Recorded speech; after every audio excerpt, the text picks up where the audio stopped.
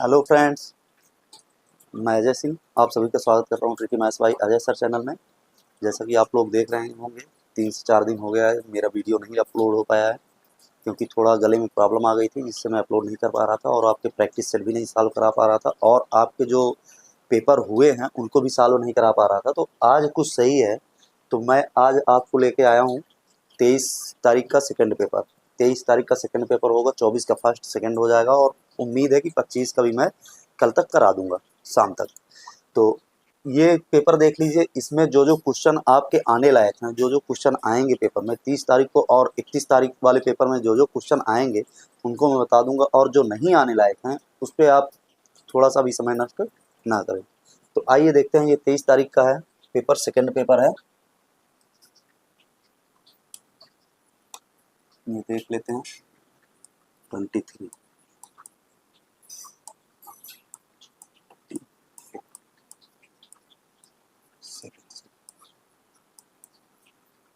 Second shift का paper है आपका।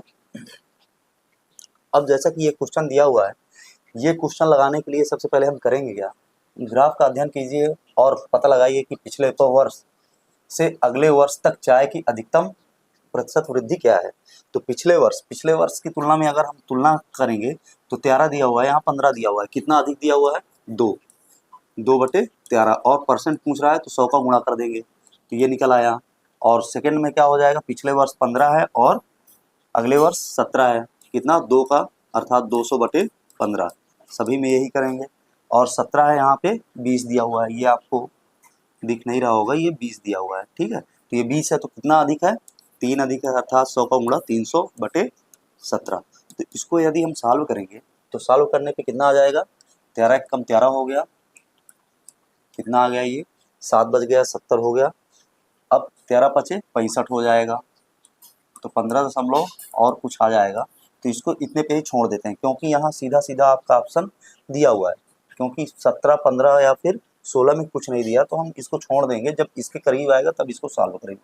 अब जब 15 का भाग करेंगे 200 में तो कितना हो जाएगा, 15 एकम 15 हो जाएगा और 5 हो गया 50 हो गया ये, तो 15 × 45 अर्थात 13 दशमलव और कुछ आ जाएगा, समथिंग आ जाएगा, इसको भी छोड़ देंगे। अब 17 वाले को देखेंगे कितना आएगा, 17 एकम 17 हो जाएगा। अब बचेगा कितना 13, 130 हो जाएगा। तो अब कितने बार जाएगा 130, 17 सत्ते 119, 17 सत्ते 119 हो जाएगा अर्थात 11 बच गया, ठीक है 11 हो गया। अब कितने बार ले जाएंगे, सॉरी 17 एकम 17 हो गया और बचा कितना 13 बच गया यहाँ से, तो 130 हो गया, तो कितना पहुंचा 17 सत्ते 119 हो गया। अब आपका बच रहा है 11 बच रहा है, तो अब कितना हो जाएगा लगभग 17 दशमलव और भी कुछ आएगा। तो इसको हम क्या कर ले रहे हैं, यहीं से हमारा ऑप्शन मिल जाएगा 17.65, ठीक है। तो ये आपका करेक्ट आंसर हो जाएगा, आप यहाँ से आंसर टिक कर सकते हैं क्योंकि ये 13 दिया हुआ है, 13 के आसपास कोई भी ऑप्शन टैली नहीं कर रहा, और ये 15 दिया हुआ है, 15 के आसपास कोई भी ऑप्शन टैली नहीं कर रहा। तो आप यहीं से सीधा सीधा मार्क कर देंगे, केवल इतना ही सॉल्व करके आप मार्क कर देंगे, आपका आंसर सही होगा। अब अगला क्वेश्चन क्या दिया हुआ है, कुछ छात्र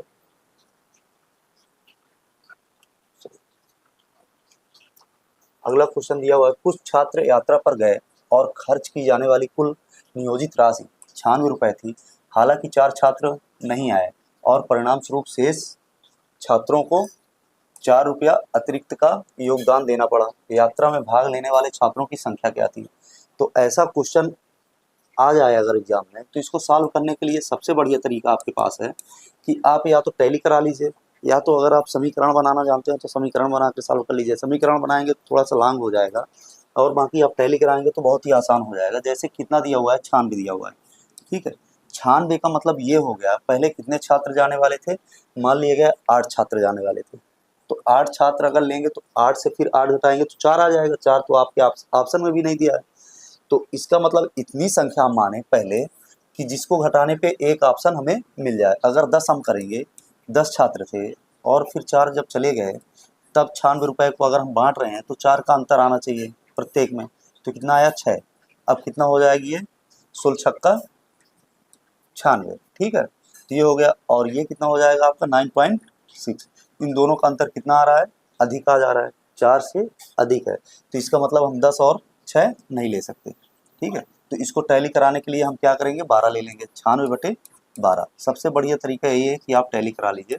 इधर हो गया 12 में से 4 चले गए, नहीं गए तो कितना बचा, 8 बचा। दोनों ऑप्शन टैली कर रहे हैं आपके। अब देखिए क्या हो जाएगा, 12 अट्ठे 96 हो गया और 8 बढ़ाई हम 96, मतलब कितने का अंतर आ गया। जब 4 छात्र नहीं जाते हैं, ये 4 छात्र नहीं जाते हैं तो कितने का अंतर आता है, 4 रुपया इन सभी को अधिक देना पड़ता है, कुल मिलाकर 4 रुपया अधिक देना पड़ता है। एक तो ये हो गया ऑप्शन आपका, तो इसका मतलब कितने छात्र गए, आपके 8 छात्र गए, तो यही आपका क्या हो जाएगा, ऑप्शन ए करेक्ट आंसर 8 छात्र। यदि आप इसको लगाना भी चाहते हैं समीकरण विधि से, तो समीकरण भी बता दे रहा हूँ। इसमें करना क्या है आपको, सबसे पहले आप करेंगे कि 96 है, 96 रुपया है, और मान लिया गया कि x छात्र जाने वाले थे, पहले कितने छात्र, x छात्र जाने वाले थे, तो हम क्या करेंगे, x से डिवाइड कर देंगे, तो प्रत्येक छात्र का रुपया निकल आएगा कि प्रत्येक छात्र ने कितना खर्च किया। ठीक है, अब इधर हम क्या करेंगे, 96 रुपये को यदि हम कितना करें, x-4, 4 छात्र नहीं गए, केवल अब कितने छात्र बच गए, जो शेष बच गए उनमें हम 96 रुपये को डिवाइड कर दें, तो क्या होता है कि इसमें क्या आता है कि 4 छात्र मतलब 4 रुपये अधिक ये सम्मिलित करते हैं, सभी लोग मिला के 4 रुपया अधिक लगाते हैं। जब ये अधिक लगाते हैं तो हम इधर 4 रुपया लगा देंगे अधिक, तो क्या हो जाएगी, ये बराबर हो जाएगा, तो ये हमारा समीकरण बन जाएगा। जब इसको हम सॉल्व करेंगे, सॉल्व करने के बाद क्या आ जाएगा आपका, एक आएगा आपका कितना कि 4x, लास्ट टर्म्स में बता दे रहा हूँ आपको, ये आ जाएगा 4x + 32। ठीक है, एक में आपका आ जाएगा x - 12 बराबर 0। तो ये जब आ जाएगा तो कितने बराबर 0 हो जाएगा, तो x बराबर आप मान ज्ञात करेंगे तो 12 आपका मान आ जाएगा। 12 क्या लिए हम, x क्या है हमारा, जब छात्र जाने वाले थे, समूह बना रहे थे, तब ये छात्रों की संख्या हो गई, और 4 छात्र जाने के बाद जितने छात्र बचे वो ये छात्रों की संख्या हो गई, जितने छात्र गए, मतलब जितने छात्र वहाँ पे गए, ये हो गई छात्रों की संख्या। ठीक है, तो मतलब कितने छात्र गए, 8 छात्र, तो यही आपका क्या हो जाएगा, करेक्ट आंसर। तो इसको जब आप गुणा करेंगे, इसका गुणा करेंगे इधर कर लेंगे, इस पे कर लेंगे, और इसका गुणा उधर कर लेंगे, और जब कैंसिल आउट करेंगे तो आपका समीकरण लास्ट में इतना बन जाएगा। ठीक है, तो ये हो गया आपका दूसरा क्वेश्चन। अगले क्वेश्चन की बात करूँ अगर मैं, तो ये दिया हुआ है, यदि 6 आमों की कीमत, ऐसे ही आप में क्वेश्चन आ रहे हैं, ये क्वेश्चन बहुत इंपॉर्टेंट हैं, ये क्वेश्चन आपको लगाने चाहिए, जैसे कि एक बार फिर से देखने चाहिए।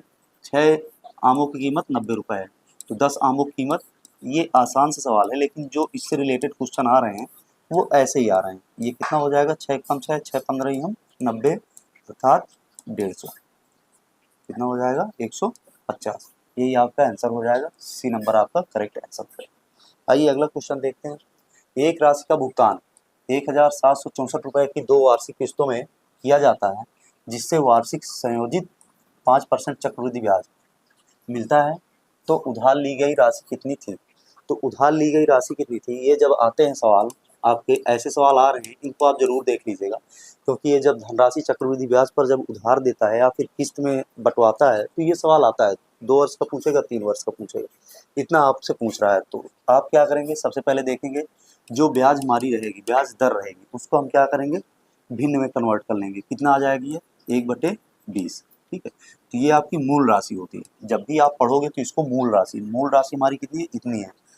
ठीक, जो नीचे रहेगी वो मूल राशि रहेगी, ऊपर एक आना चाहिए, ऊपर एक आ गया, नीचे वाली मूल राशि हो गई। अब ये बढ़ के कितनी हो जा रही है, क्योंकि 5% चक्रवृद्धि ब्याज में क्या होता है, बढ़ता है, आपका पैसा बढ़ता है, तो कितना हो जाएगा, 20 एक 21, ये कितना बन गया 21, और ये कितना हो गया 20। तो यदि हम फर्स्ट ईयर सेकेंड ईयर की तुलना कर लें, या फर्स्ट ईयर सेकेंड ईयर हम निकाल लें, फर्स्ट ईयर कितना था धन हमारा, 20 था, और राशि कितनी हो गई, 21 हो गई पहले साल, और सेकेंड ईयर क्या हो गया। आप लोगों को पहले भी मैं बता चुका हूँ कि जब चक्रवृद्धि ब्याज आती है, तो चक्रवृद्धि ब्याज में समान समय में समान गुना धन बढ़ता है, समान समय में समान गुना बढ़ता है। अब जैसे कि ये 200 है, तो दूसरे वर्ष कितना हो जाएगा, एक वर्ष में 20 हो जा रहा है, सॉरी एक वर्ष में 20 हो जा रहा है, तो दूसरे वर्ष कितना हो जाएगा, 20 भी सही हम 400, तो ये धन हमारा कितना हो जाएगा, 400। अब जब ये एक वर्ष में 21 आ रहा है, 21 की किस्त बन रही है एक, तो दूसरे वर्ष में कितनी बन जाएगी, तो हम या तो किस्त हम कह लें, या तो ये कह लें कि 20 हो जा रहा है। अगर धन हमारा 20 है पहले साल, तो कितना हो जा रहा है बढ़ के 21 हो जा रहा है। तो दूसरे वर्ष अगर हमारा 400 है धन, तो बढ़ के कितना हो जाएगा, फर्स्ट ईयर 2100 है तो 21 का समान गुने में बढ़ जाएगा, क्योंकि समान समय है, एक वर्ष है तो समान समय में समान गुना बढ़ेगा। तो 21 21 ही हम कितना हो जाएगा 441। ठीक है, तो ये हो गया। तो सेकेंड ईयर इतना आ गया, धन हमारा 400 हो गया और हमारी किस्त कितनी हो गई 441। अब जब जब भी किस्त हम बांटते हैं, जैसे कि किस्त में हम कुछ भी लेते हैं और किस्त जमा करते हैं, तो ऐसा तो होता नहीं है कि पहले हम कुछ किस्त कम जमा कर दें, फिर हम किस्त बढ़ा के जमा करें, फिर उससे भी बढ़ा के। जब भी आपकी किस्त बनती है हमेशा, तो वो किस्त एक ही बनती है, बराबर किस्त बनती है। तो बराबर करने के लिए ये किस्त को हम बराबर करेंगे, 21 से गुणा करेंगे और इधर भी 21 का गुणा कर देंगे। ये हमारा कितना हो जाएगा, 21 21 हम 21 बीसा हम 420। तो ये 420, ये 400 कितना टोटल हो गया, ये 820 हमारा कितना बन गया धन 820 रुपये। और ये हमारी एक किस्त कितनी हो गई 441। अब इस पे क्या रहा है, भुगतान रुपया 1764 रुपये की दो वार्षिक किस्तों, दो वार्षिक किस्तों का मतलब एक किस्त ये हो गई, एक और इतनी ही किस्त है, तो इसका मतलब एक ही किस्त की बात कर रहा है। तो ये कितना हो जाएगा 1764। ठीक है, 1764 कितने गुना है ये इसके 4 गुना। तो हम इधर धन भी कितना बढ़ा देंगे 4 गुना बढ़ा देंगे। जब हम धन को 4 गुना बढ़ाएंगे कितना हो जाएगा, 4 दूना 8 80 हो गया, 8 चौक 32। ठीक है, 3280, यही आपका करेक्ट आंसर होगा। तो आपके लगाने का सबसे बढ़िया तरीका यही है, आप ऐसे लगाइए, बहुत ही आसानी से आपके क्वेश्चन सॉल्व हो जाएंगे। थोड़ा सा मल्टीपल करना पड़ेगा आपको, और बाकी जो मल्टीपल आएगा वो भी इतना हाई नहीं रहेगा, आपको आसानी से हो जाएगा। 21 के 21 में गुणा कर सकते हैं, फिर से 21 के 21 इसमें गुणा करा देगा 441 में, तो भी आप कर सकते हैं। आइए अगला क्वेश्चन देखते हैं। सी और बी एक कार्य को क्रमशः 18 दिनों में 24 दिनों में कर सकते हैं। उन्होंने 8 दिनों तक कार्य एक साथ काम किया, 8 दिनों तक एक साथ काम किया, फिर सी चला गया। बी ने शेष कार्य को कितने दिनों में पूरा किया। तो ऐसे क्वेश्चंस मैं कई बार कराया हूँ, आपको बता भी रहा था कि ये क्वेश्चन बहुत ही इंपॉर्टेंट हैं, आपके एग्जाम में आएंगे और 2 से 3 क्वेश्चन आपके मिल रहे हैं ऐसे क्वेश्चन। तो आप लोग इनको जरूर देख के जाइएगा, जिनका खासकर 30 तारीख को है, 31 तारीख को, वो जरूर देख के जाएंगे इसको। देखिए क्या कह रहा है, सी कितने दिन में 18 दिन में, और बी कितने दिन में 24 दिन में। तो ये मैं आपको बता चुका हूँ कि पहले एलसीएम लेते हैं, तो कितना एलसीएम हो जाएगा 72, 24 या 72 हो जाएगा, 18 चौक 72 हो जाएगा, 4 हो गया। अब ये कितना यूनिट काम कर रहा है 3 यूनिट पर डे, 3 यूनिट ये, 4 यूनिट ये। ठीक है, तो अब कह क्या रहा है, उन्होंने 8 दिनों तक एक साथ काम किया। जब 8 दिनों तक उन्होंने काम किया, एक साथ किया, तो इसका मतलब 8 दिन इसको करा दें, 8 दिन इसको करा दें, जो निकल आएगा उसको हम क्या करें। तो ये आपका काम आप करवाएंगे, जब भी 4 यूनिट कर रहा है, अगर 8 दिन का पूछ रहा है ये, तो 8 दिन का काम अगर करवाना है हमें, तो सबसे पहले हम या तो यहाँ करवा लें 8 दिन का, या तो यहाँ 8 दिन का, दोनों करवा करवा के जोड़ दें, या तो हम सीधा सीधा ये कर लें कि पूरा कितना कर रहे हैं एक दिन में 7 यूनिट। 7 यूनिट काम कितने दिन में कर रहे हैं पर डे, एक दिन में 7 यूनिट कर रहे हैं। कौन कौन, सी प्लस बी दोनों मिलकर। ठीक है, तो 8 दिन में, 8 दिन बाद जब काम छोड़कर चला जाता है, तो 8 दिन का काम करवा लें इनसे। तो जब 8 दिन का काम करवाएंगे तो कितना हो जाएगा 8 डेज। जब ये 7 यूनिट पर डे के हिसाब से 8 दिन काम करेंगे तो कितना काम कर देंगे, 8 सते 56, 56 यूनिट ये काम कर डालेंगे दोनों। कौन कौन, सी प्लस बी। ठीक है, अब यदि 56 यूनिट इन्होंने काम कर दिया मिलके, और सी अब छोड़ के चला जाता है, तो बचा कितना काम हमारा, यहाँ से 56 यूनिट घटाएंगे कितना आ जाएगा, 6 आ गया और 1 16, 16 यूनिट काम हमारा बच गया। ठीक है, 16 यूनिट काम हमारा बच गया, और टोटल यूनिट 56 यूनिट करने के बाद सी छोड़ देता है, बचा कितना आपका काम 16 यूनिट। अब 16 यूनिट कौन करेगा, बी करेगा। बी अकेले अब करने आएगा 16 यूनिट काम, वो भी पर डे कितना यूनिट करता है, 3 यूनिट पर डे करता है, एक दिन में 3 यूनिट करता है। तो अब 3 यूनिट के दर से हम करा देंगे 16 यूनिट काम, तो कितना हो जाएगा, कितने दिन में समाप्त करेगा, 3 पचे 15 हो गया, 1/3 डेज। ठीक है, तो 3 पचे 15, 15 1 16/3 दिन। आपका करेक्ट आंसर बी हो जाएगा, ये आपका करेक्ट आंसर हो जाएगा। आइए अगला क्वेश्चन देखते हैं। इनको ऐसे ही लगाना है आप लोगों को, सेम ऐसे ही क्वेश्चन सॉल्व करेंगे तो कम समय लगेगा, जल्दी हो जाएगा। अगला क्वेश्चन देखते हैं। ए और बी प्रत्येक एक कार्य को 75 दिन में, अब क्या कह रहा है, प्रत्येक 75 दिन में करते हैं। ए और बी दोनों काम करते हैं, ये 75 दिन में पूरा करता है और ये भी उसी काम को 75 दिन में करता है, मतलब दोनों मिलकर क्या करते हैं 75 दिन में ही काम समाप्त करते हैं। तो टोटल इसको भी हम कर लेंगे, कोई कन्फ्यूज़न नहीं कि हम इधर से समझे या उधर से समझे, कुछ नहीं, जैसे हम लगाते हैं वैसे ही इसको भी सॉल्व करेंगे। 75 हो गया। तो आया कितना ये, 1 यूनिट पर डे ये कर रहा है, 1 यूनिट पर डे ये कर रहा है। अब कह रहा है उन्होंने एक साथ कार्य करना शुरू किया, लेकिन ए ने कुछ समय बाद छोड़ दिया। काम को कुछ समय बाद ए छोड़कर चला जाता है। बी शेष काम को 23 दिनों में पूरा किया। बी 23 दिनों तक काम करता है, जो लास्ट में काम बचता है उसको 23 दिनों में समाप्त करता है। कौन? बी। तो कह रहा है ए ने कार्य शुरू होने के कितने दिनों बाद काम छोड़ दिया। तो एक जब काम शुरू हुआ तो ए कितने दिनों बाद काम छोड़ता है, तो ये हमें ज्ञात करना है। अब हम क्या करेंगे, 1 यूनिट पर डे करता है ये। बी की अगर हम बात करें, क्योंकि बी लास्ट में करता है, तो हम क्या करेंगे, अब यहाँ से हम उल्टा चलेंगे। 23 यूनिट काम करता है बी सबसे लास्ट में, क्योंकि और इन्फॉर्मेशन हमारे पास नहीं दी गई है, कोई भी जानकारी नहीं है। तो हम यहाँ से क्या करेंगे, बी क्या करता है, शेष कार्य को 23 दिनों में पूरा करता है। जितना काम शेष बचता है, तो सबसे पहले हम देखेंगे 1 यूनिट काम ये करता है पर डे, ठीक है। पर डे 1 यूनिट काम बी करता है, पर डे 1 यूनिट करता है, एक दिन में 1 यूनिट काम करता है बी। तो 23 दिनों में कितने यूनिट काम कर लेगा ये, 23 दिन का अगर हम निकाल लें इसका 23 डेज का, 23 दिन में कितने यूनिट करेगा, एक दिन में 1 यूनिट करता है, तो 23 दिन में कितना करेगा, 23 यूनिट। जैसा कि आप लोगों को अगर नहीं समझ आ रहा तो आप यहाँ देख लीजिए, एक दिन में कितना यूनिट करता है, 1 यूनिट, ठीक है। एक दिन में 1 यूनिट काम करता है, तो 23 दिन में कितना काम करेगा, 23 दिन, जो लास्ट के 23 दिन बच रहे हैं, 23 दिनों में पूरा काम शेष काम समाप्त करता है, तो कितना यूनिट हो जाएगी, 23 दिन के निकालेंगे तो 23 यूनिट, ठीक है। ये हमारा क्या हो गया, 23 यूनिट। 23 यूनिट काम करेगा 23 दिनों में, 23 यूनिट काम करेगा। तो वही हम लिख दिया, 23 दिन में 23 यूनिट काम करेगा कौन, बी, ठीक है। 23 यूनिट काम करेगा बी 23 दिनों में।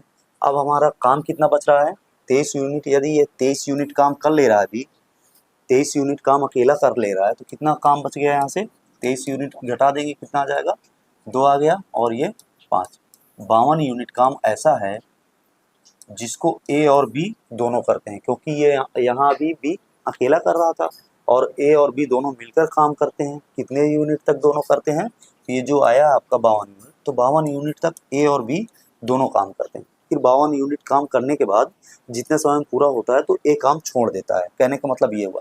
तो एक दिन में 1 यूनिट ए करता है, एक दिन में 1 यूनिट बी करता है, तो दोनों एक दिन में कितना यूनिट करते हैं मिलकर, 2 यूनिट। दोनों एक दिन में कितना यूनिट, 2 यूनिट करते हैं। जब दोनों बी और ए या ए और बी दोनों 52 यूनिट को काम करेंगे 2 यूनिट पर डे के हिसाब से, तो कितने दिनों में समाप्त होगा ये, 52 मतलब 26 डेज।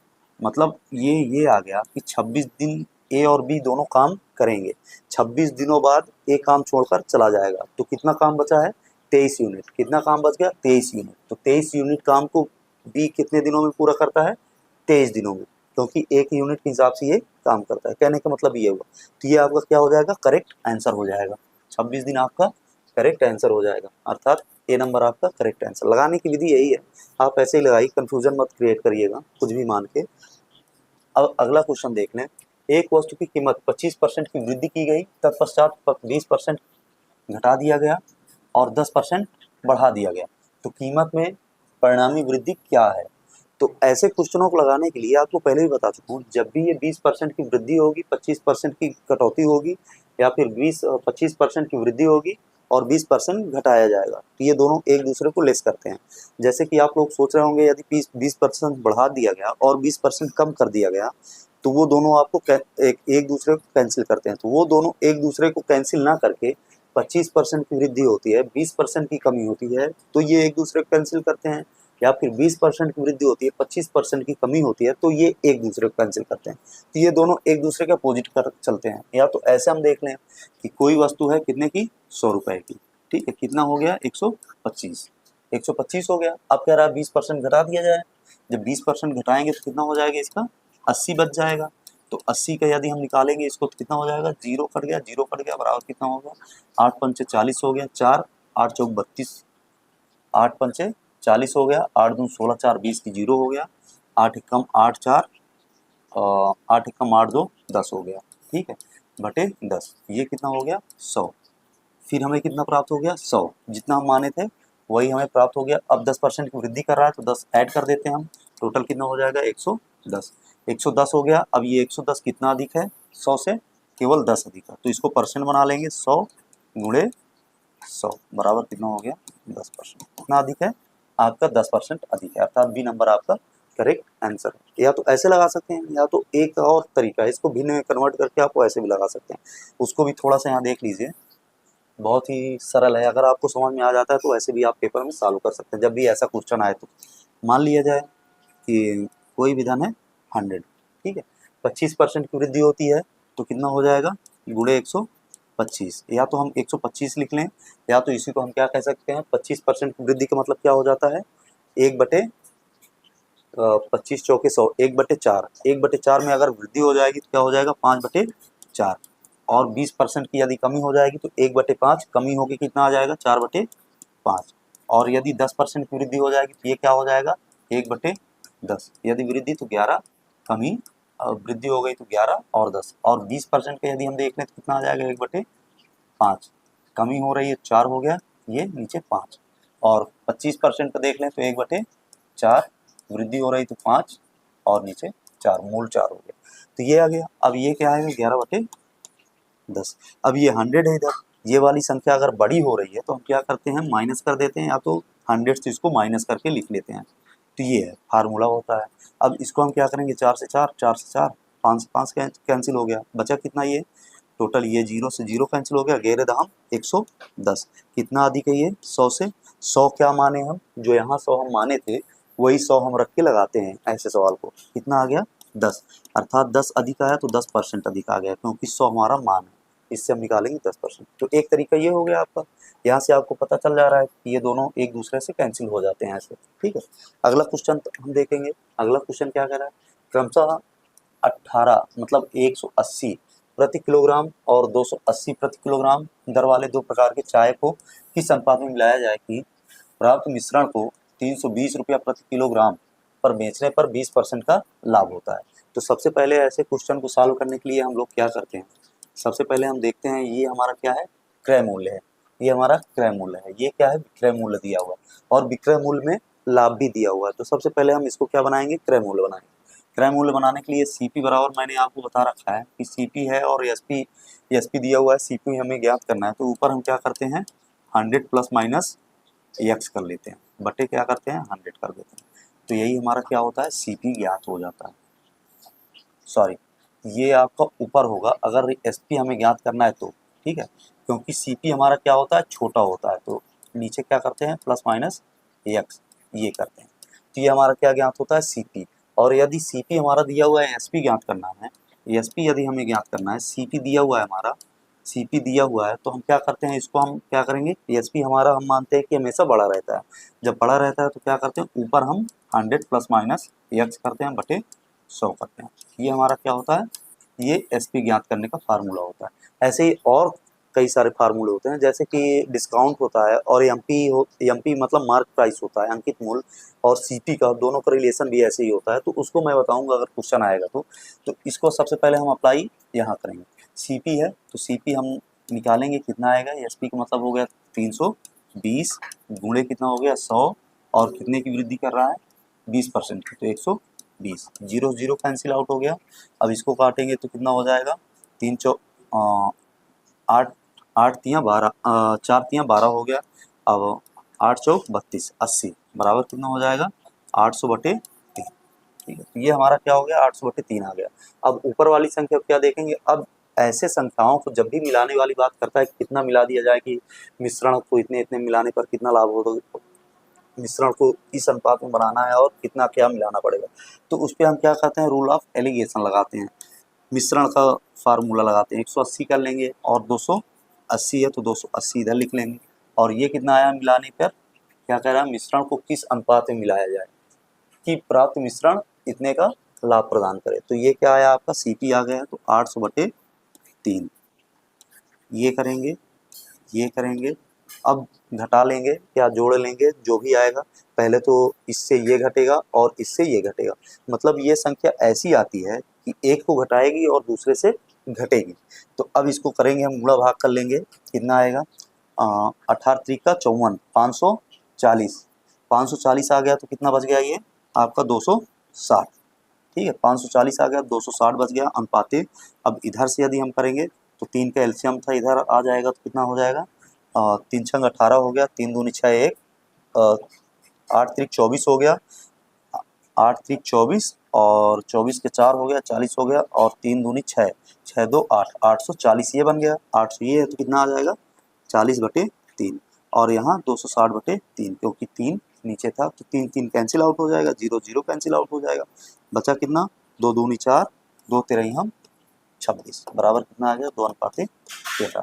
मतलब इस अनुपात में मिला दिया जाए जिससे कि 320 रुपया प्रति किलोग्राम पे बेचने पर 20% का लाभ होगा, तो इस अनुपात में मिलाना पड़ेगा। तो ये आपका आंसर डी हो जाएगा। ठीक है, तो ये क्वेश्चन ये आप जरूर याद रखिएगा, ये फार्मूला बहुत ही अच्छे फार्मूले हैं। अगला क्वेश्चन देखेंगे हम, क्या है सॉल्व। यदि ए और बी की गति की दरों के बीच का अनुपात 2:3 है और इसलिए ए को गंतव्य स्थान तक पहुंचने में बी द्वारा लिए गए समय से 15 मिनट अधिक समय लगता है। किसको अधिक लगता है, ए को बी द्वारा लिए गए समय से 15 मिनट अधिक का समय लगता है। यदि ए दुगनी गति से चला होता तो उसे दूरी तय करने में कितना समय लगता।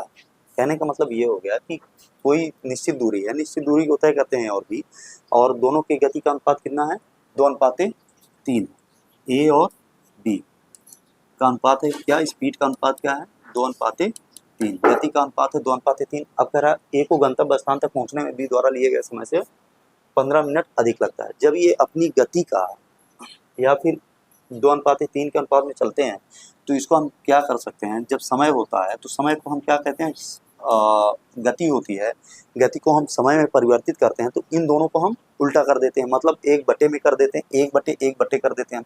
जब 1/1 करेंगे तो कितना आ जाएगा 3:2, तो हमारा समय का अनुपात क्या आ जाएगा 3:2 आ जाएगा। अब समय में क्या कह रहा है, ए गंतव्य स्थान तक पहुंचने में बी द्वारा लिए गए समय से 15 मिनट अधिक लगाता है।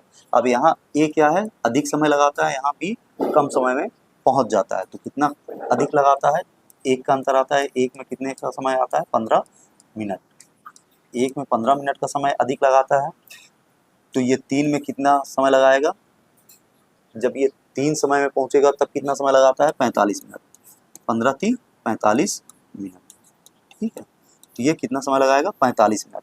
जब 45 मिनट लगाता है ये, तो आप लोग ये सोचिए, कह रहा है ए अपनी चाल को दुगनी कर ले, ए दुगनी गति से चला होता, जब ए दुगनी गति से चला होता तो समय कितना लगता, जब कोई भी व्यक्ति 5 मिनट में या 6 मिनट में किसी गंतव्य स्थान तक पहुंचता है और यदि एक निश्चित चाल से चलता है, जैसे कि 1 किलोमीटर प्रति घंटे के हिसाब से चलता है, 6 किलोमीटर की दूरी तय करता है, तो कितना लगेगा 6 घंटा। 1 किलोमीटर प्रति घंटे के हिसाब से चलता है तो 6 घंटे में पहुंचेगा। अगर वो 2 घंटे के हिसाब से चलने लगे 6 किलोमीटर की दूरी, तो कितना हो जाएगा 3 घंटे में पहुंचेगा। मतलब जब अपनी वो गति को दुगनी करेगा, तेज चाल करेगा, तो समय क्या हो जाएगा उतना ही कम लगेगा।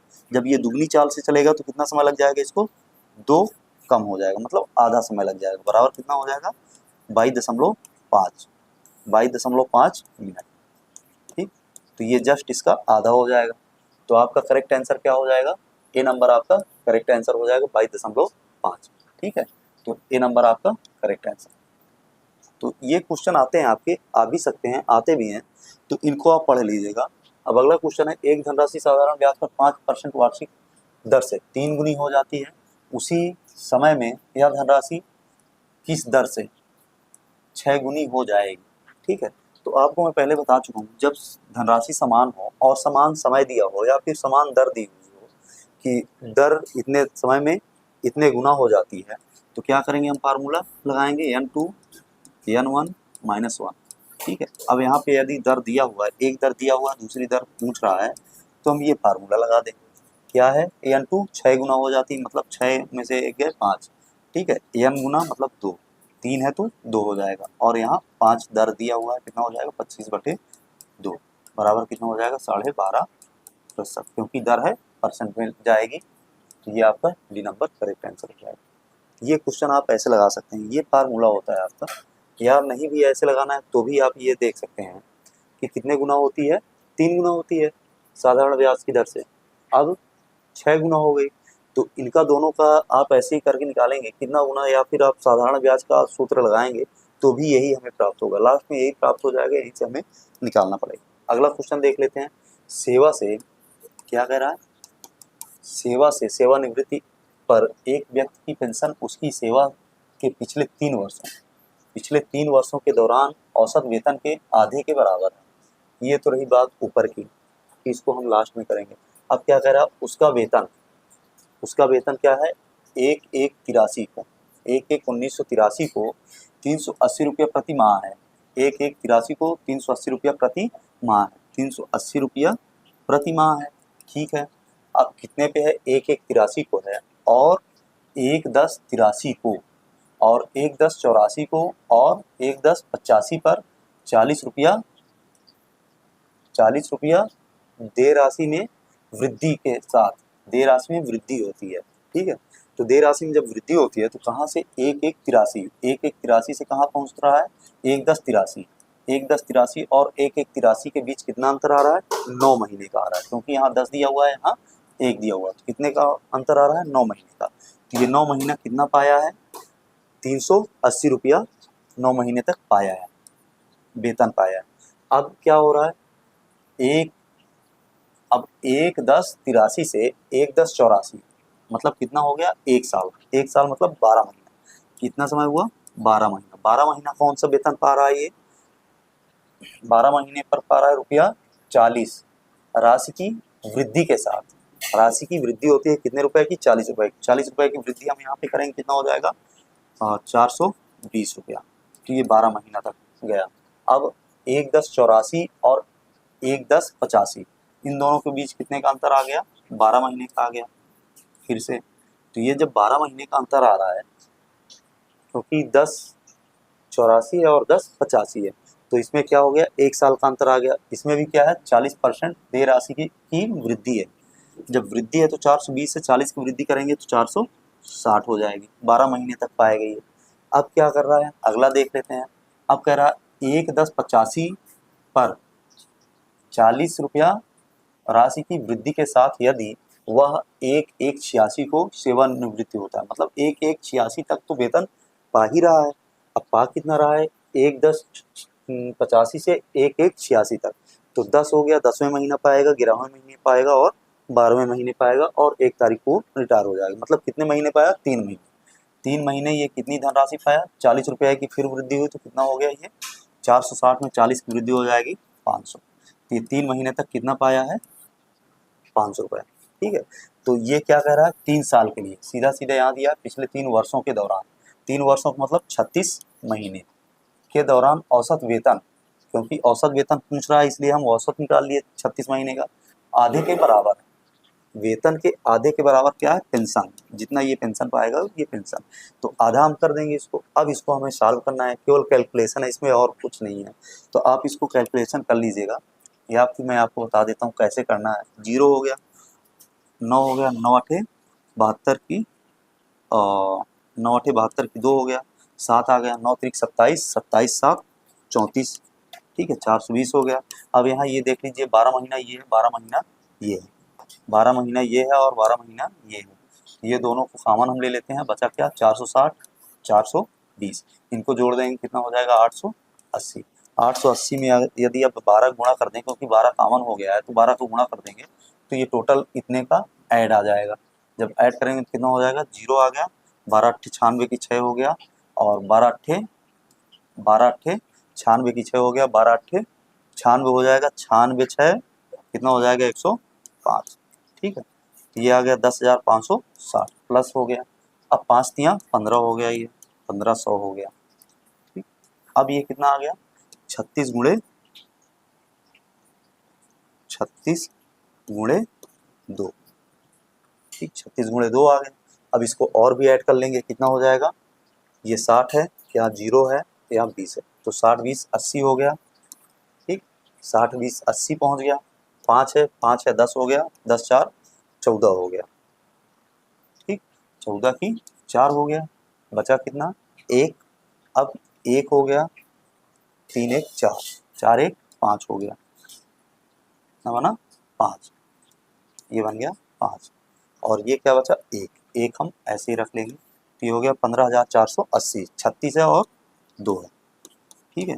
तो अब हम इसको कैंसिल करेंगे, जब कैंसिल करेंगे तो 9 चौक 36 हो जाएगा, 9 से कैंसिल कर देंगे, 9 एकम 9, बचा कितना आपका 6, 64 हो गया, और 9 5 45, 9 9 7 63 हो जाएगा। अब ये 18 हो गया, 9 दून 18 हो गया, 20 हो गया, ठीक है। तो ये कट गया। अब बचा कितना, ये 4 दूना 8, 8 से कैंसिल कर लेंगे हम, 8 से यदि कैंसिल करेंगे तो 8 दून 16 हो गया। अब बचा कितना, ये 12 हो गया। तो 8 एकम 8, 8 4 12, 40 हो गया, 8 पंचे 40, ये कितना आ गया 215, 215 आपका करेक्ट आंसर हो गया। तो 215 उसकी क्या बन रही है, पेंशन बन रही है, उसकी पेंशन कितनी है 215। तो आपको ऐसे करना है, कैलकुलेशन कहीं भी आ जाए तो आराम से करिए, हो जाएगा। अगला क्वेश्चन देखते हैं हम।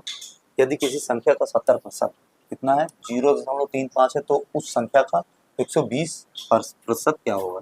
तो यदि क्या दिया 70%, 70% में क्या दिया है 0.35 है, कोई संख्या 0.35 है 70% में, तो 120% पूछ रहा है, तो 120 में कितना हो जाएगा, 120 में हो जाएगा 0.35 बटे 70 गुणे 120। तो ये हो गया, ये हो गया, 7 से काट देंगे, 0 हो गया, दशमलव हो गया, 7 पचे 35, ठीक है, दशमलव आके आ जाएगा 0.5। अब 12 से गुणा करेंगे हम, कितना आ जाएगा 12 पंचे 60, मतलब 0.0, 0.6 डी नंबर आपका करेक्ट आंसर हो गया, ठीक है। तो ये ऐसे कर सकते हैं, आपको नहीं ये आ रहा है तो एक्स मान लीजिए, एक्स का 70% आ रहा है तो 70% एक्स का निकाल लीजिए, 70%।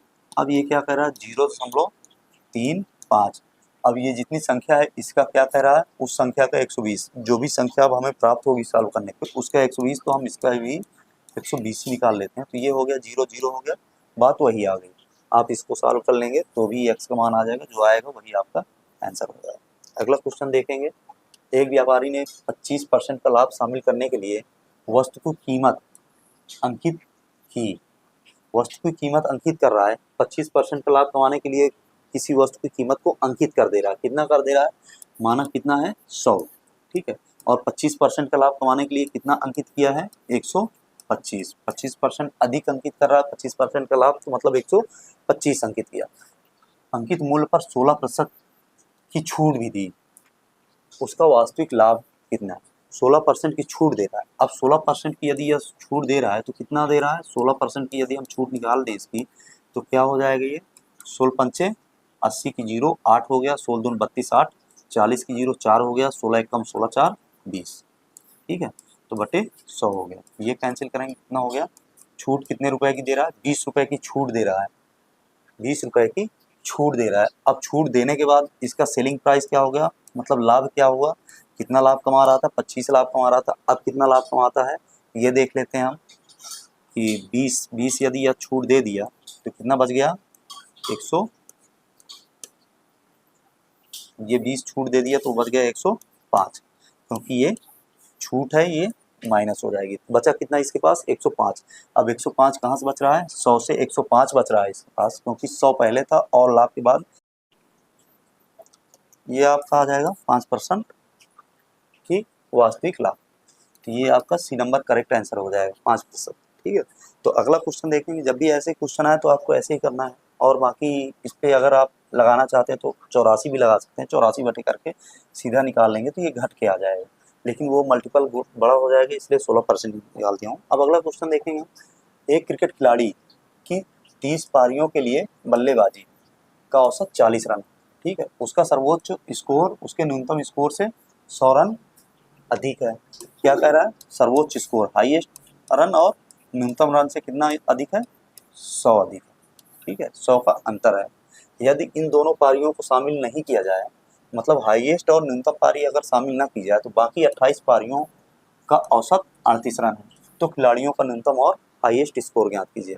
इसमें कह रहा है केवल न्यूनतम स्कोर ज्ञात कीजिए, तो न्यूनतम स्कोर क्या होगा, इसको सॉल्व करने के लिए हम करेंगे क्या, आपको ऐसे क्वेश्चन में कई सारे कराया हूँ, क्योंकि एवरेज का क्वेश्चन है, बहुत ही अच्छा क्वेश्चन बनता है, इसमें कन्फ्यूजन ज़्यादा होती है। तो इसको आप देख लीजिए, 30 पारियों में कितना रन की औसत है, 40 रनों की औसत है, 40 रनों का औसत है। और 28 पारियों में कितना आ रहा है ये औसत, 38।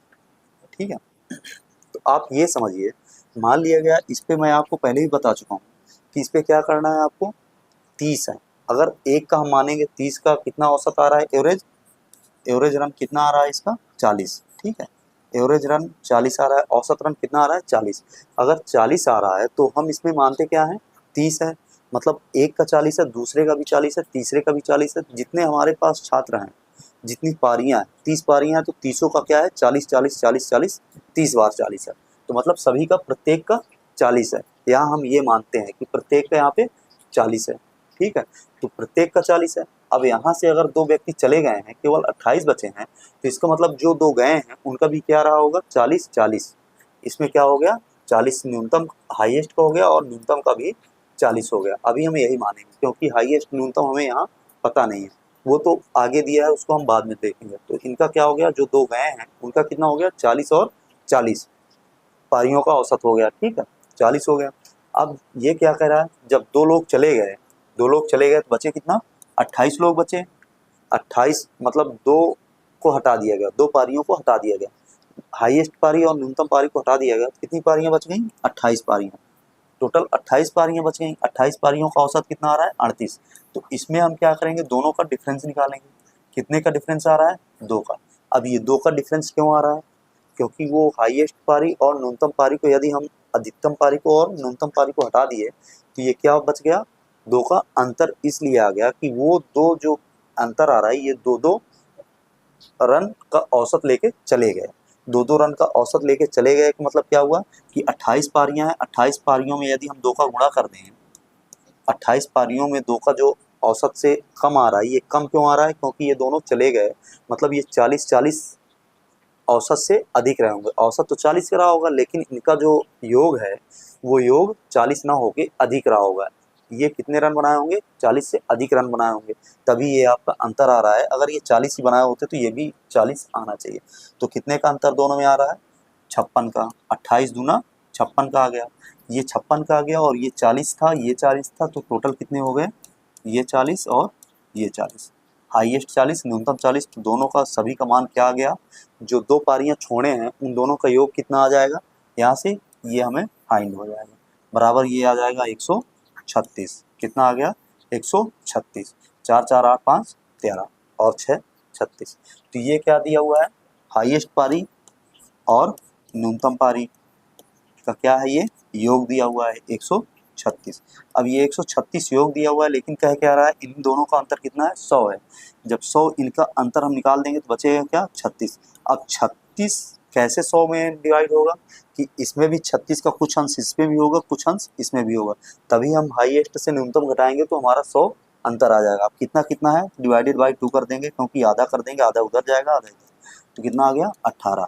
मतलब हाईएस्ट क्या हो गया, हाईएस्ट वाला क्या हो जाएगा 118 हो जाएगा, और न्यूनतम वाला क्या हो जाएगा 18 हो जाएगा। जब इनका दोनों का अंतर निकालेंगे तो क्या आएगा 100। ठीक है, तो न्यूनतम पारी का मान कितना हो जाएगा 18। यही आपका बी आंसर सही है। तो आपको ऐसे लगाना है, ये बहुत ही बढ़िया तरीका है आपको कंपेरिजन करके जब भी लगाएंगे। ये यहाँ जो भी आएगा कि ये क्या आएगा, जो दो जाएंगे, दो व्यक्ति जाएंगे या फिर दो पारी होंगी, पारियों को छोड़ेंगे, तो वही आपका ये योग आएगा। ऐसे क्वेश्चन और भी आगामी पेपर में आ रहे हैं, तो उनको मैं दिखाऊंगा आपको, इसी से लगेंगे। अब ये क्या दिया हुआ है क्वेश्चन, इसको सॉल्व करेंगे। एक निर्माता एक विशेष घटक को 2000 टुकड़ों को 50 रुपया प्रति पीस की दर से आपूर्ति करने का वचन देता है। अभी ये वचन दिया है कि केवल मैं 50 रुपये प्रति पीस के हिसाब से बेचूंगा और 2000 टुकड़ों को मैं आपको दूंगा। तो क्या कह रहा, उसके अनुमान के अनुसार 5% घटक गुणवत्ता परीक्षण में पास करने में असफल हो जाते हैं। अब कह रहा है अगर मैं इतना बनाऊंगा 2000 टुकड़े दूंगा तो उसमें क्या होंगे 5% घटक, तो वो अनुत्तीर्ण हो जाएंगे, मतलब असफल हो जाएंगे, आपके मापदंड में असफल हो जाएंगे, 5% बेकार हो जाएंगे। तो बचे कितने 2000, टोटल कितने हैं 2000 टुकड़े हैं, और इनको क्या कह रहा 50 रुपया पर पीस के हिसाब से बेचने के लिए कह रहा है। तो बच कितने गए 5%, अगर असफल हो गए इसके 5%, यदि ये सफल असफल हो गए तो कितना असफल हो गए, ये 0 0 कट हो जाएगा, कितना हो गया 5 गुना 10, मतलब ये 100, कितना हो गया असफल, 100 पीस इसके असफल हो गए, तो बचे कितने इसमें 1900, कितने बच गए 1900, 1900 पीस बच गए। ठीक है, अब 1900 पीस को यदि 50 रुपये प्रति पीस के हिसाब से बेच भी रहा है, 50 रुपये प्रति पीस के हिसाब से 1900 पीस यदि बेच रहा है तो कितने का बेचेगा ये, 19×50 95, कितना हो जाएगा ये 95,000, 95,000 रुपये का ये बेच रहा है। अब ये बेच रहा है मतलब एसपी, ठीक है, सेलिंग प्राइस इसका कितना आ गया 95,000। अब इसमें कह क्या रहा है ये, इतना हो गया। अब तब भी वह 25% का लाभ कमाएगा। अब यदि 25% का लाभ कमा रहा है तो किस पे कमा रहा है ये, 95,000 पे यदि 25% का लाभ कमा रहा है, जब 95,000 पे बेच रहा है तो 25% का लाभ कमा रहा है। तो यहाँ से हम सीपी निकालेंगे, क्योंकि ये एसपी दिया हुआ है तो सीपी निकालेंगे तो कितना आ जाएगा, 25% का लाभ का मतलब हो गया ये 125। ठीक है, तो ये हो जाएगा 25 चौके 100, 25 पंचे 125, 5 से काटेंगे 19 आ गया, 1900 आ गया, तो 1900 चौके कितना हो जाएगा 19 चौक 76, कितना आ जाएगा 76, क्या आ गया ये 19 आ जाएगा, 19,000 आ जाएगा, 19 चौक 76,000, ये कितना आया 76,000, 76,000 हमारा क्या आ गया सीपी, ये कास्ट प्राइस। कास्ट प्राइस मतलब लागत मूल्य, जितना लगाया है ये लागत लगाया है वो इसकी कितना लगाया है 76,000 लगाया है, और बेच कितने में रहा है, कह रहा है जब इतना बचेगा तो इसको बेचेगा कितने में 95,000 में बेचेगा, अनुमान लगा रहा है, और लगाया कितना है, लगा कितना है 76,000 इसकी लागत है। अब क्या कह रहा है उसके आगे, हालांकि 50% घटकों को अस्वीकार कर दिया गया था।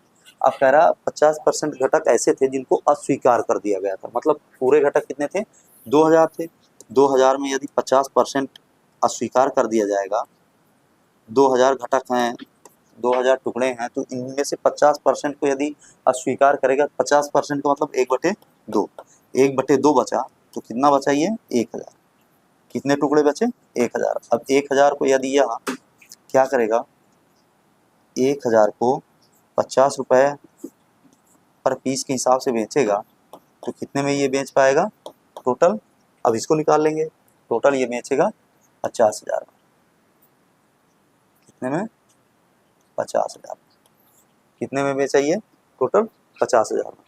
जब ये 50,000 में बेचा है, अब इसका एसपी, नया एसपी क्या हो गया, मेन एसपी क्या हो गया, जब ये इसके 50% घटक अस्वीकार कर दिए गए तो नया इसका एसपी क्या हो गया 50,000। अब लागत कितनी है 76,000 की, बेच कितने में रहा है 50,000 में, तो घाटा कितने का लग गया इसको 26,000 का, कितने का घाटा लग गया 26,000 का इसको घाटा लग गया। तो यही इसका क्या हो जाएगा करेक्ट आंसर हो जाएगा। इसमें क्या रहा, नुकसान कितने का हुआ 26,000 का इसको नुकसान हो गया, अर्थात आपका बी नंबर आपका करेक्ट आंसर हो जाएगा। अब अगला क्वेश्चन देखेंगे, अगला क्वेश्चन क्या कह रहा है, अगला क्वेश्चन आपका बहुत ही अच्छा क्वेश्चन है, केवल एक लाइन क्वेश्चन है। एक कार को 6,400 में बेचने पर श्री राव को 20% की हानि हुई, तो क्रय मूल्य ज्ञात कीजिए। मैंने आपको पहले भी बता रखा है कि जब भी हम सीपी ज्ञात करेंगे और हमारा एसपी दिया हुआ है, एसपी दिया हुआ है, तो हम क्या करते हैं ऊपर 100 रखते हैं और नीचे 100 प्लस माइनस यक्स करते हैं, जितना प्रतिशत लाभ या हानि होती है। ठीक है, तो ये ज्ञात करने का फार्मूला होता है। तो सीपी हमें ज्ञात करना है, क्रय मूल्य हमें ज्ञात करना है, तो क्या करेंगे, एसपी दिया है 6,400, गुणे क्या करेंगे 100 बटे करेंगे, कितने की हानि हो रही 20 की हानि हो रही, तो माइनस कर देंगे, कितना आ जाएगा 80। तो ये हो गया 8 से काटेंगे, 8 9 64, 800 आ गया, और 10 का गुणा हो जाएगा, कितना हो जाएगा 8,000। 8,000 हमारा क्या आ गया सीपी, ये हमारा क्रय मूल्य आ गया। तो 8,000 हमारा कौन सा आंसर है, सी नंबर आपका करेक्ट आंसर आ गया। ठीक है, तो ऐसे सॉल्व करेंगे। अगला क्वेश्चन क्या है, एक पुराना टू व्हीलर डीलर एक स्कूटर को 460 रुपये में बेचता है और उसे कुछ नुकसान होता है। यदि वह इसे 580 में बेचता है तो उसका लाभ उसकी हानि का 2 गुना होता है, स्कूटर का क्रय मूल्य। अब इसमें ये कह रहा है, आप सिंपल तरीके से इसको लगाइए और भी अच्छा आएगा। जैसे कि कह रहा है 460 रुपये में बेचता है, 460 रुपये में बेचता है, ये विक्रय मूल्य है। अब कह रहा 460 रुपये बेचने पर उसको कुछ नुकसान होता है, नुकसान का मतलब हानि होती है, मतलब क्या है क्रय मूल्य अधिक है, माना क्रय मूल्य 100 रुपया है, तो इसको क्या हुआ क्रय मूल्य अधिक है, तो इसको क्या हुआ यहाँ से क्रय मूल्य माइनस विक्रय मूल्य क्या होता है हानि होती है, तो हानि हो गई। अब क्या कह रहा है, यदि वह इसे 580 रुपये में बेचता है, अब 580 रुपये में ये बेचता है एक्स क्रय मूल्य है, 580 रुपये में बेच रहा है, तो क्या हुआ, लाभ हुआ। तो उसका लाभ उसकी हानि का 2 गुना है। अब ये जो लाभ हो रहा है ये हानि से क्या है, 2 गुना वो है, तो इसको हम क्या कर देंगे, 2 गुना। ठीक है, हानि का 2 गुना है, तो हानि की तरफ 2 गुना कह रहा है, तो हम यही हानि की तरफ 2 गुना कर देंगे, और इधर 1 गुना तो है ही है। अब इसको हम सॉल्व कर लेंगे। जब हम इसको सॉल्व करेंगे तो आएगा कितना, ये 2x हो गया और माइनस हो गया 8, 8 1 9 हो जाएगा 920, बराबर ये हो गया 580 हो गया माइनस x हो गया। अब इधर माइनस x है, इधर आएगा तो प्लस में हो जाएगा 3x हो जाएगा, ये इधर माइनस में है तो उधर प्लस में हो जाएगा, कितना हो जाएगा, 0 हो जाएगा, 0 हो जाएगा, 9 5 14 1 15 हो जाएगा। ठीक, अब 3 से काट देंगे, x बराबर कितना आ गया, 500। ये हमारा क्या आ गया, आंसर आ गया। आंसर मतलब CP आ गया, क्रय मूल्य। ये हमारा क्रय मूल्य आ गया। तो कितना आ गया आपका क्रय मूल्य, डी नंबर आपका करेक्ट आंसर 500। ठीक है, तो आप ऐसे लगा लीजिए, ये सबसे बढ़िया तरीका है। और आप कहीं जाएंगे तो भूल भी सकते हैं, लेकिन इसको नहीं भूलेंगे, क्योंकि क्रय मूल्य माइनस विक्रय मूल्य हानि होगी, और विक्रय मूल्य माइनस क्रय मूल्य लाभ हो जाएगा। बस जो कह रहा है वही हमें बना लेना। अगला क्वेश्चन देखेंगे। अगला क्वेश्चन क्या कह रहा है, एक नाव धारा के विपरीत। अब नाव वाले क्वेश्चन आपके बहुत ज्यादा आ रहे हैं एग्जाम में, तो इनको विशेषकर आप देख के जाइएगा। एक नाव धारा के विपरीत 80 किलोमीटर 16 घंटे में। धारा के विपरीत का मतलब क्या हुआ, शांत जल में नाव की चाल क्या होती है, इसको हम क्या लिखते हैं, शांत जल में नाव की चाल क्या होती है, x माइनस x होती है। शांत जल में नाव की चाल x होती है, और धारा की चाल क्या होती है, धारा की चाल क्या मानते हैं, धारा की चाल मानते हैं y। अब ये किलोमीटर पर आवर्स में है, और ये भी किलोमीटर पर आवर्स में, क्योंकि चाल है। ठीक है, तो जब भी ये कहता है धारा के विपरीत, धारा के विपरीत का मतलब क्या है, हमारी चाल ज़्यादा होगी और धारा की चाल कम होगी, तभी हम उससे आगे बढ़ते चले जाएंगे। स्लो बढ़ेंगे लेकिन बढ़ेंगे, तो क्या हो जाएगी, धारा के विपरीत का मतलब x माइनस वाई। ठीक है, x माइनस वाई की चाल कितनी है,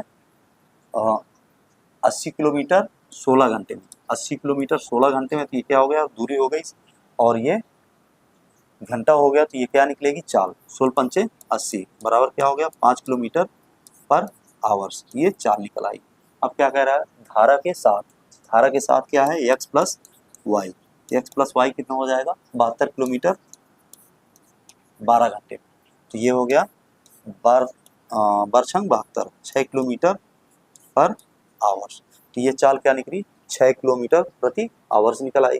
तो स्थिर जल में नाव की गति, स्थिर जल में क्या है, शांत जल या स्थिर जल में, शांत जल या स्थिर जल में क्या है नाव की गति, x। तो x का मान हमें ज्ञात करना है। जब x का मान ज्ञात करना है तो यहाँ माइनस दिया हुआ है, यहाँ प्लस दिया हुआ है, दोनों को जोड़ देंगे तो क्या हो जाएगा, x बराबर आ जाएगा 11, और 2x इधर आएगा, तो यहाँ से क्या कर लेंगे हम, x बराबर निकालेंगे तो क्या आ जाएगा, 5.5, 2 का भाग दे देंगे किलोमीटर पर आवर। तो 5.5 कौन सा ऑप्शन है, बी नंबर आपका करेक्ट आंसर। आप इसको और भी तरीके से लगा सकते हैं, जैसे कि आप लगाना चाहें तो x अप डाउन करके उसको लगा भी सकते हैं, जैसे कि यहाँ एक ये क्वेश्चन भी बनता है, ऐसे भी आप शार्ट में लगा सकते हैं। लेकिन सबसे बढ़िया तरीका आपका यही रहेगा, जैसे कि अप कर रही है या आपकी धारा की दिशा में चल रही है, जैसे कि ये अप जा रही है मतलब बोट ऊपर जा रही है, ठीक है, अप स्ट्रीम जा रही है मतलब विपरीत दिशा में जा रही है, और ये धारा की दिशा में जा रही है डाउन।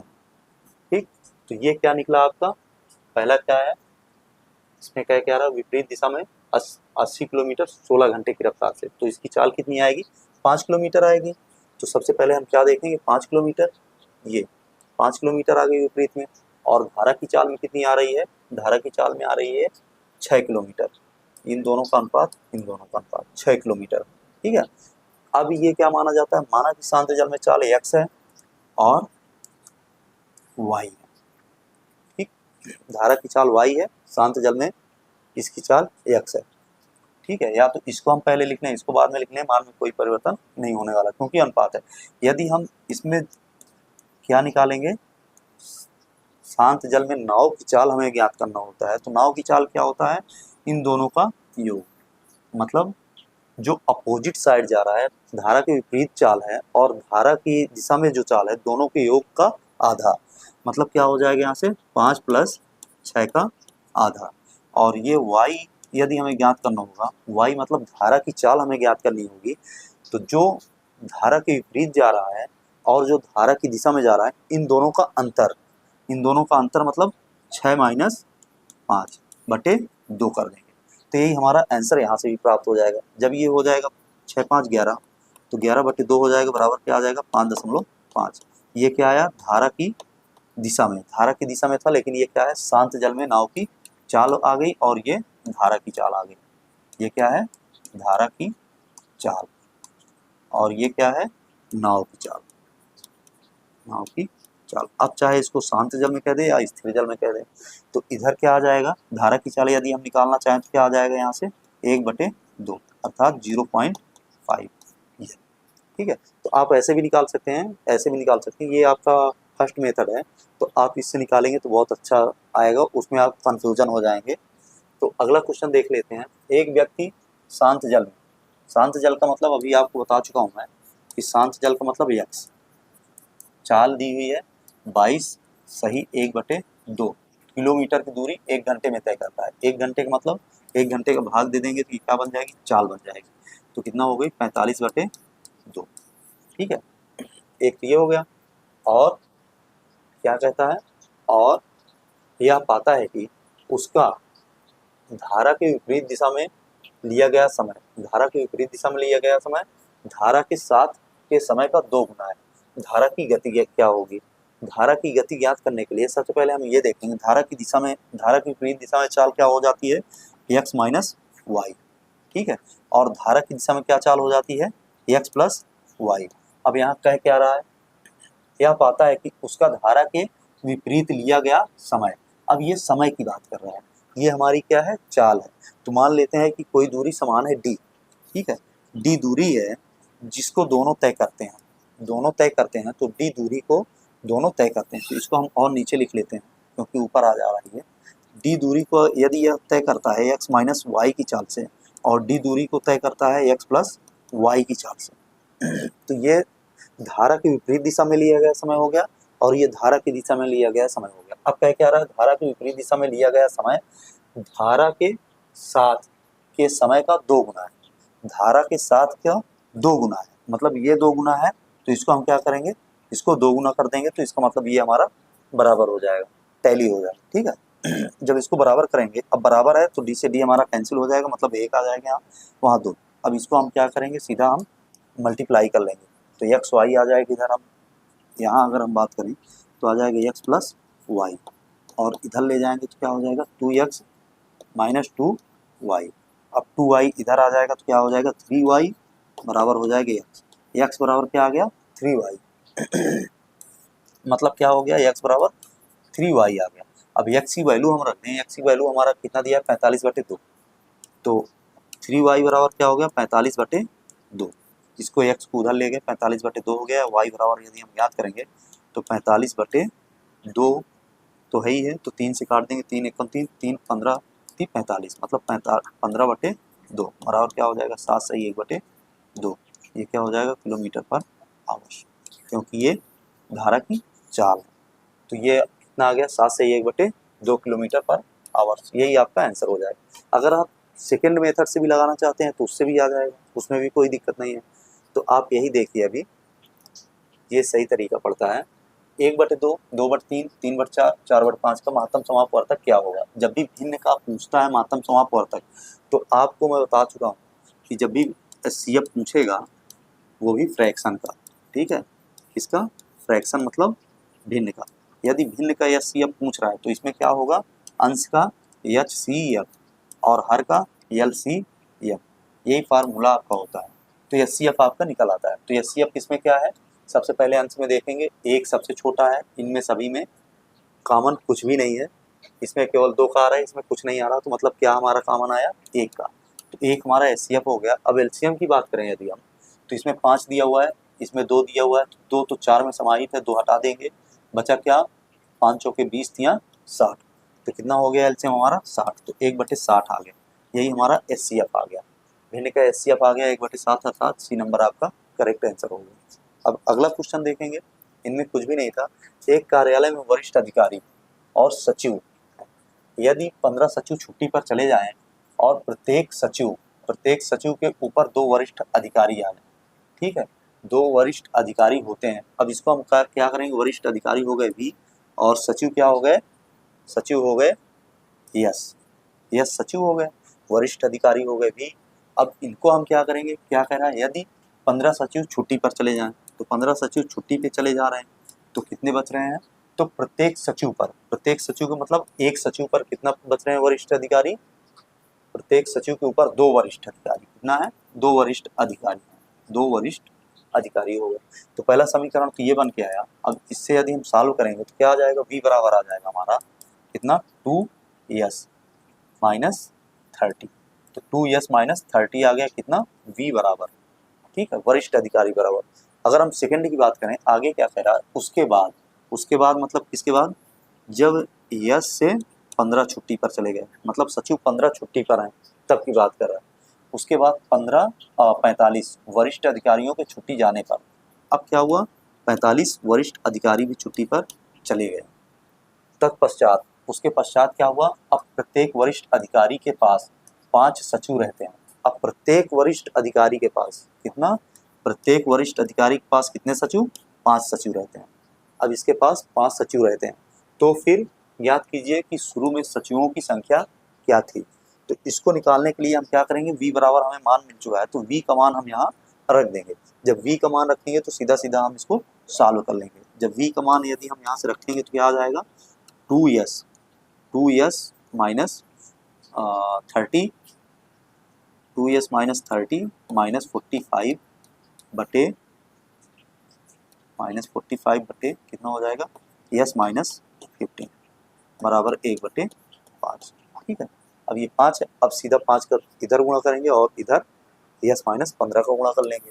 जब इसको और भी सॉल्व करेंगे तो आपका आंसर आएगा, क्या हो जाएगा, 2s माइनस, अब 30 और ये 45 दोनों जुड़ जाएंगे, कितना हो जाएगा, 75, दोनों हो गया 75 हो गया। अब इसमें 5 का मल्टीप्लाई हो जाएगा, 5 का गुणा हो जाएगा, बचा कितना इधर, s माइनस 15 बच गया, तो s माइनस 15 इधर बच गया। अब 5 का गुणा करेंगे तो क्या हो जाएगा, 10 s माइनस कितना हो जाएगा, 5 पचे 25, 5 हो गया, और 7 पचे 35, 2 37, 375 हो गया, बराबर हो गया s माइनस 15। अब s इधर आएगा तो क्या हो जाएगा, 9s बराबर, अब ये उधर जाएगा तो ये प्लस हो जाएगा और ये माइनस है, तो 15 घटेगा, कितना हो जाएगा, 0 6 3 360 हो गया। तो s बराबर क्या हो जाएगा, 9 से काट देंगे, 9 चौक 36 40, तो s बराबर क्या आ गया हमारा, 40। तो कितने सचिव थे, टोटल सचिव हमारे थे 40, टोटल हमारे सचिव पहले क्या थे, 40 थे, ठीक। तो ये आपका करेक्ट आंसर हो गया। तो इसको आप लगाइए ऐसे, बहुत ही अच्छा क्वेश्चन था, लेकिन ये आने की संभावना नहीं है, अब ये रिपीट नहीं होते, ऐसे क्वेश्चन रिपीट नहीं होते, ठीक है। अगला क्वेश्चन देखेंगे हम, 285 510 1440 का महत्तम समापवर्तक क्या होगा। अब महत्तम समापवर्तक आपको पहले भी मैं ऐसे क्वेश्चन कराया हूँ, जब भी ऐसा आता है तो आप क्या देखते हैं कि जो ऑप्शन है उससे हम कट कर लेते हैं। यदि जो महत्तम समापवर्तक हमारा होगा वो तीनों संख्याओं को विभाजित करेगा, तो इसमें केवल एक ऐसी संख्या B नंबर की 15 नंबर है, 15 संख्या ऐसी है जो कि तीनों को ये विभाजित करेगी। अब 4 क्यों नहीं करेगी, क्योंकि यहाँ 5 आ गया। 6 क्यों नहीं करेगी, क्योंकि यहाँ 5 आ गया है। अब 7 क्यों नहीं करेगी, 7 के लिए देख लीजिए, ये वाली संख्या तो ये विभाजित कर सकती है, 7 दूनी 14 हो गया, नहीं विभाजित करेगी।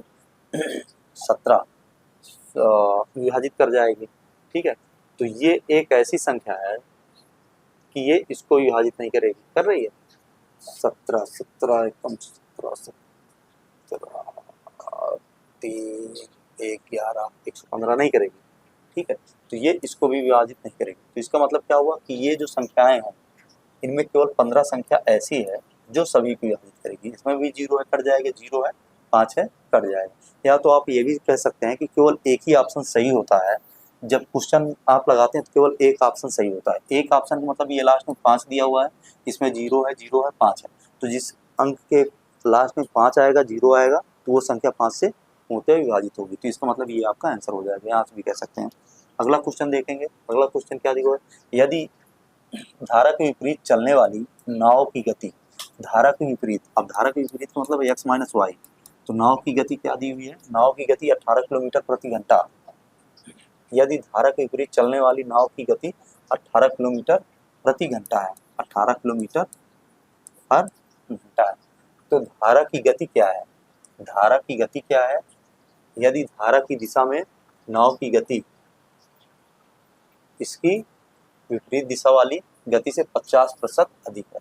अब कह रहा है x minus Y X plus Y, क्या कह रहा है, यदि धारा की दिशा में नाव की गति, धारा की दिशा में नाव की गति, धारा की दिशा ये हो गई, नाव की गति इसकी विपरीत दिशा वाली गति से, विपरीत दिशा वाली गति ये हो गई, विपरीत दिशा वाली गति से क्या है 50% अधिक है, 50% अधिक है, ये क्या हो गया 50% अधिक कर देंगे। क्या कर रहा है तो धारा की गति क्या है, यदि धारा की दिशा में नाव की गति, धारा की दिशा में नाव की गति हो गई इसकी विपरीत दिशा में, विपरीत दिशा वाली गति से 50% अधिक है, विपरीत दिशा वाली गति से 50% अधिक है, ठीक है।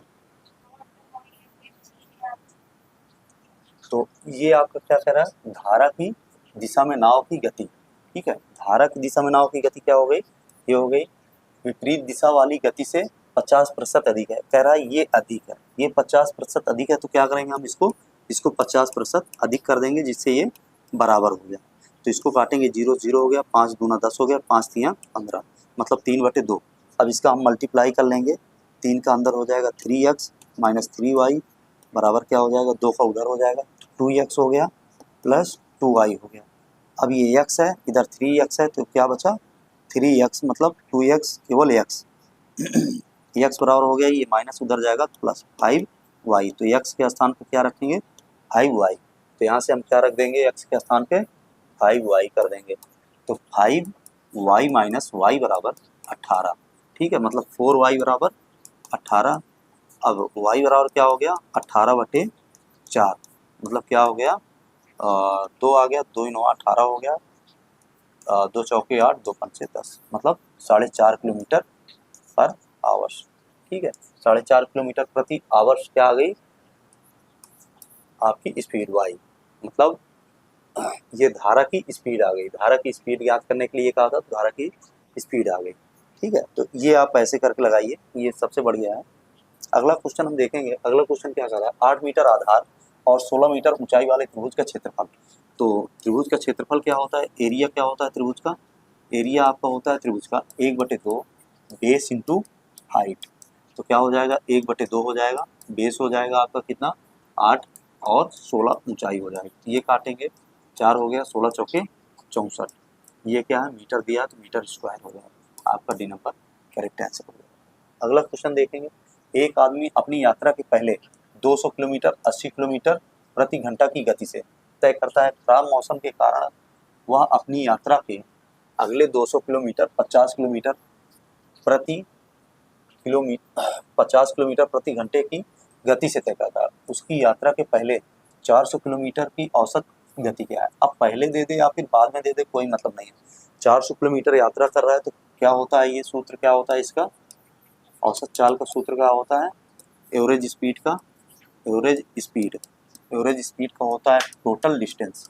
टोटल डिस्टेंस हो जाता है, और टोटल डिस्टेंस पे क्या हो जाता है, यहाँ यदि चाल पूछ रहा है तो हमें क्या करना पड़ेगा, यहाँ समय से हमें डिवाइड करना पड़ेगा, टोटल समय, टोटल टाइम, टोटल समय से हम डिवाइड करेंगे तभी ये हमारी चाल आएगी। तो अब इसको हम करेंगे, टोटल दूरी कितनी हो गई 200, 200 कितनी हो गई 400, 200 आप ये हो गई ऊपर, 200 ये हो गई। अब यहाँ हमें समय कहाँ से मिलेगा, समय मिलेगा कहाँ से, उसको बनाएंगे 200 दूरी है, दूरी बटे चाल क्या होता है समय, तो चाल कितनी है 80 किलोमीटर प्लस फिर 200 दूरी तय करता है कितनी चाल से 50 किलोमीटर से, 50 किलोमीटर प्रति घंटे की चाल से, ठीक है। तो ये क्या बन गया, ये समय बन गया। अब इसको कैंसिल करेंगे, ये हो गया 4 दूना 8 हो गया, 4 पंचे 20, 5/2 हो गया, ये कैंसिल किए, ये 5 चौके 20, तो ये आया कितना 400 बटे कितना हो गया 5/2, 5/2 प्लस 4 बराबर क्या हो गया 400 गुणे 2। अब यहाँ 2 का एलसीएम ले लिया तो कितना बच गया, ये 5 हो गया, 5 4 दूनी 8, 8 5 13 बराबर आ गया 800/13। ठीक है, तो 800/13 कहीं दिया है? कहीं नहीं है, तो इसको हम सॉल्व कर लेंगे। 13 छक 78 हो जाएगा, तो तिरछंगम 78 हो जाएगा। जब 78 हो जाएगा तो बचा कितना? 2, तो 13 कम 13, 30 था, अब कितना बच गया? 7। तो यहाँ कोई ऑप्शन 61 पे है आपका, 61 पे केवल एक ही ऑप्शन है, तो ये आप करेक्ट आंसर कह सकते हैं। 61 दशमलव कितना आ जाएगा? 53। तो ये आप कर सकते हैं किलोमीटर पर आवर। ठीक है, तो ये आपका करेक्ट आंसर आ जाएगा। अगला क्वेश्चन देखेंगे। अगला क्वेश्चन क्या कह रहा है? यदि लोगों के एक समूह में 40 को चाय पसंद है, 30 को कॉफ़ी पसंद है, 20 को चाय और कॉफ़ी दोनों पसंद है, तो मैं आपको पहले ही बता चुका हूँ कि ऐसे क्वेश्चन को लगाने के लिए क्या किया जाता है। यदि केवल यहाँ कह दिया, अब यहाँ पे कॉफ़ी पसंद है, इसमें चाय पसंद है कुछ को, इसमें ऐसे भी व्यक्ति हैं जिनको चाय कॉफ़ी दोनों पसंद है और केवल चाय भर पसंद है, तो इस पर पूछ क्या रहा है? केवल पूछ रहा है, केवल चाय पसंद है। तो वेन डायग्राम से भी बना सकते हैं और आप ऐसे भी। जो दोनों को पसंद है, दोनों जो पसंद है, जिसको दोनों पसंद है, जितने को दोनों पसंद है, उसको हम घटा देंगे। जिसका पूछा रहेगा, क्या पूछ रहा है? केवल चाय का पूछ रहा है, तो चाय वाले कितने हैं? 40 हैं, और दोनों वाले कितने हैं? 20। ठीक है, दोनों वाले 20 हैं, तो क्या आ जाएगा? 20। ये कौन से आएंगे? केवल चाय पसंद वाले, केवल चाय वाले आ जाएंगे। हम वेन डायग्राम में भी तो यही करते हैं, केवल चाय पसंद है। ठीक है, तो वेन डायग्राम की यदि हम बात करें तो ये क्या आएगा? वेन डायग्राम आ गया, ये हमारा आ गया, ये चाय वाले आ गए और ये कॉफ़ी वाले आ गए। ठीक है, तो कॉफ़ी कितनों को पसंद है? 30 को कॉफ़ी पसंद है। चाय कितनों को पसंद है? 40 को चाय पसंद है। और दोनों कितनों को पसंद है? 20 को दोनों पसंद है। अब यहाँ जो भरे जाएंगे वो क्या भरे जाएंगे? केवल चाय पसंद वाले। तो 40 में से 20 जाएंगे तो कितने बच जाएंगे? 20। तो यहाँ ये क्या भरे जा रहे हैं? केवल चाय, केवल चाय पसंद करने वाले, केवल चाय पसंद करने वाले। और यहाँ क्या भरे जाएंगे? 10। ठीक है, तो ये क्या हो गया? केवल कॉफ़ी पसंद करने वाले। इसमें केवल लग जाएगा, केवल कॉफ़ी पसंद कर, कॉफ़ी पसंद। तो मैं आपको पहले ही बता चुका हूँ, यहाँ पे जो भी दिया है दोनों में दिया है। अगर केवल पूछ रहा है तो आप केवल उसी से घटा दीजिए जिसका पूछ रहा है। 40 को चाय पसंद है तो 40 से हम घटा देंगे तो 20 हमारा आंसर आ जाएगा। तो ये आपका आंसर है, या तो इसको कह लीजिए या तो उसको कह लीजिए, एक लाइन में आप कर लीजिए। अगला क्वेश्चन क्या दिया है? निम्नलिखित पाई चार्ट एक पुस्तक के प्रकाशन में किए गए व्यय का प्रतिशत विवरण दर्शाता है। चार्ट का अध्ययन कीजिए और उसके आधार पर उत्तर दीजिए। इसमें क्या रहा है? यदि किसी पुस्तक का अंकित मूल्य लागत मूल्य से 40% अधिक है। अब अंकित मूल्य लागत मूल्य कितना है? 100 है, और अंकित मूल्य क्या किया है? 40% अधिक किया। तो 40% अधिक करने के बाद कितने पे बेच रहा है? ये लागत मूल्य उतना अंकित कर दिया और बेच रहा है 280 पर। कितने पे? 140 जब अंकित कर दिया तो बेच कितने पे रहा? 280 पे बेच रहा है। तो कह रहा पुस्तक की एक प्रति में प्रयुक्त कागज की लागत क्या है? एक प्रति में प्रयुक्त कागज की लागत क्या है? 25%। तो 25% में निकालेंगे 140% में यदि निकाल रहे हैं, 40% में यदि हम इसको निकाल रहे हैं तो कितने में निकालेंगे? अब हम 25% में, जब 25% में इसको निकालेंगे हम तो कितना हो जाएगा? 280। या तो हम 40% से निकाल के इसको हम 25% का फिर से निकाल लें तो भी आंसर आ जाएगा, कोई दिक्कत नहीं। या तो हम ऐसे ही कर दें, परसेंट आप यहाँ लगाइए या मत लगाइए, कोई दिक्कत नहीं। ठीक, तो ये आ गया। अब 25% में निकाला जा रहा है, ये कर लेंगे हम, तो कितना हो गया? 14 दून 28 बराबर क्या हो गया? 50। ये हमारा क्या है? 50 रुपये। ठीक है, तो ये हमारा आंसर क्या हो गया? डी। ये 50 रुपये क्या हो गए आपके? प्रयुक्त कागज की लागत, एक प्रति में प्रयुक्त कागज की लागत आपके 50 रुपये। यही आपका सॉल्व था।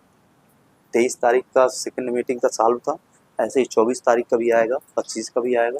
तो आप इसमें कुछ क्वेश्चन है, जैसे सचिव वाला मिला था तो वो क्वेश्चन बार बार रिपीट होने वाला नहीं है, और एक क्वेश्चन मैंने आपको बता रखा है तो वो भी रिपीट नहीं होगा, और बाकी जितने क्वेश्चन वो सारे के सारे रिपीट हो रहे हैं, रिपीटेड क्वेश्चन है, तो आप उनको देख लीजिएगा।